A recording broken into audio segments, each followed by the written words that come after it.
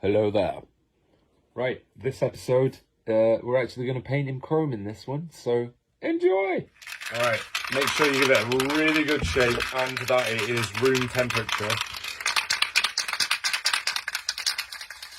And give it a good spray before you start, because it does come out quite watery and not all that chromy to begin with, and then it gets going. But also, I think I'm just going to try swapping out this nozzle, because the one it comes with comes out a bit fast. So let's just move this guy out of the way. And I like to use these pink nozzle ones. I don't know what they're called. You get them from Montana. I could just get them from a graffiti shop. It tends to, like, what's the word, diffuse it a little bit, slow it down. Hold on, I'll show you this one first.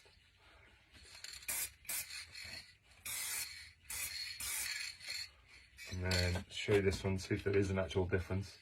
It's just subconscious.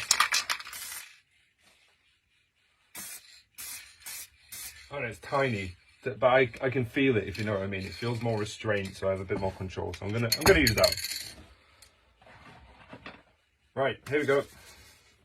All right, exactly the same way. I'm picking it up by the ear. I'm moving my stand over here. Doing all the bottom. Here we go.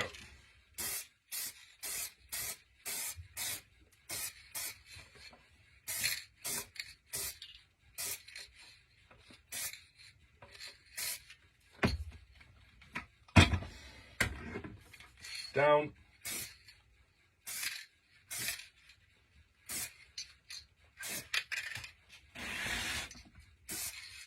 Like one spray seems to give a pretty damn good coverage of this stuff. Right, all the front on bits. Oh, do the top first.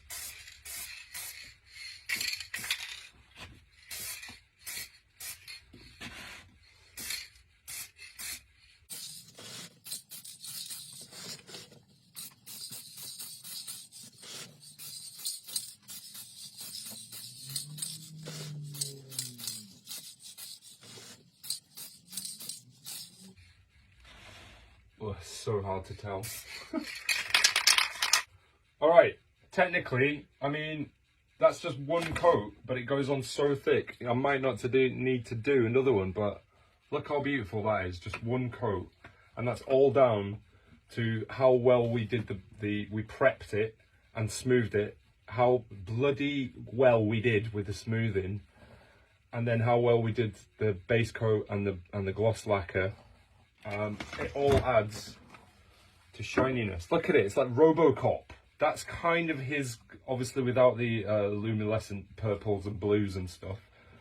But look, I've got a strip light here in the roof, and then a little yellow bulb on here. That to me is Django's chromy colour, if you know what I mean.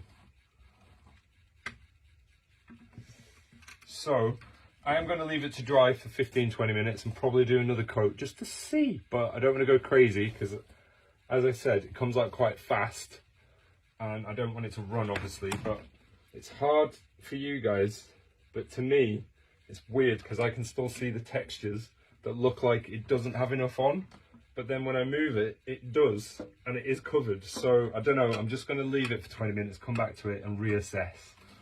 But there you go. We got in silver. Woo! Yeah, I'm just going to give it one more coat because I don't know, it's just tiny little bits that I sort of miss. Just going to give it another coat. Here we go.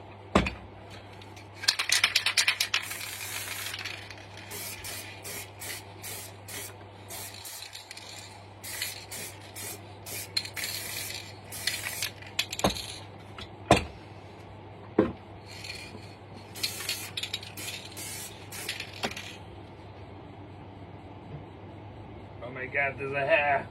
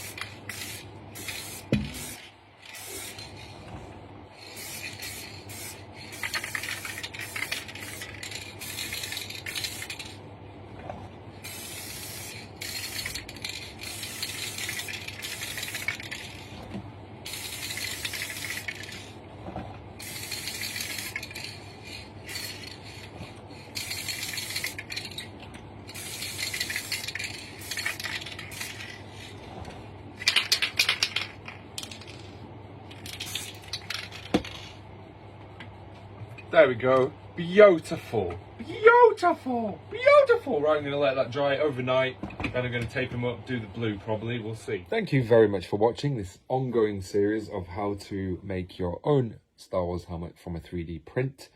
If you want to make your own, head to my website. If you've got a 3D printer, I sell the files. You can print him yourself. If you don't have a 3D printer, I will print him for you. I sell the raw 3D printed kits, which is what we started off with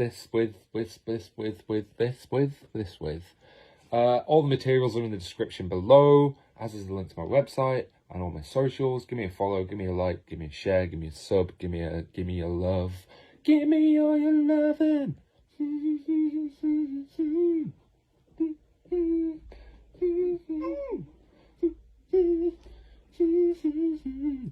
Namaste. This is the way. Peace.